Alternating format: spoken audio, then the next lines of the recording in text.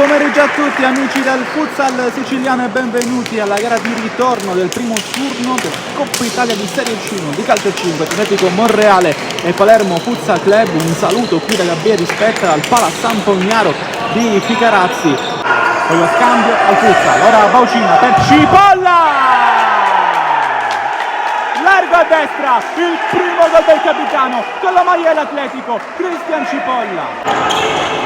Difende palla Passananti, Macaluso ancora per scalata al centro, prova Gioacchino Passananti e la prima rete con la maglia dell'Atletico anche per lui, 2-0. Ancora con il tiro, provato da Nicchia, Brinicello in qualche modo, va Pisani ancora per Lopez, un golasso di Lopez, 2-1.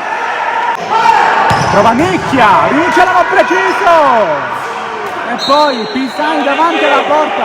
La Spisa, larga a sinistra, Salerno lo scambio, ancora la Spisa, palo! Era 2-0 ma Lopez ha fatto 2-1 e qua, occhio, autostrada per Bongiovanni, è davanti alla porta, prende il palo!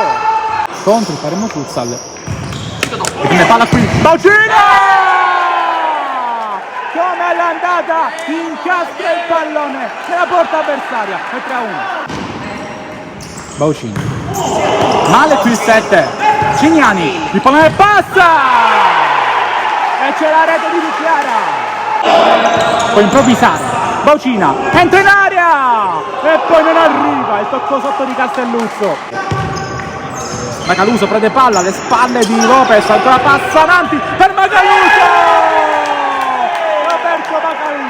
Sono 96 con la maglia d'Atletico Monreale. Castelluzzo salta la Fiura, può andare lui, velocissimo il 28 a centro, Baucina!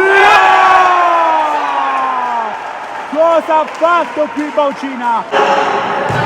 Cambia tutto un'altra volta verso Amici, la giocata Amici sulla linea, salva l'altro 10, salva Chinnucci, calcio d'angolo, affaticato, destro! Il primo li ha faticato.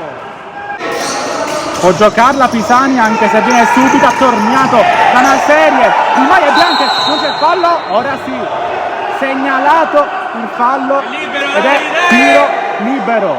Andrà Amici, che bel porta! La prima rete in maglia Atletico anche di Carlo Amici, mancava solo lui all'appello. 7-2.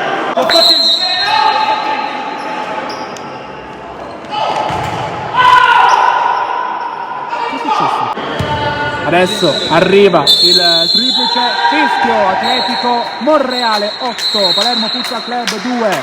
I colchoneros di mister Shortino passano al prossimo turno, scende il passo invece il Palermo che esce con gli applausi.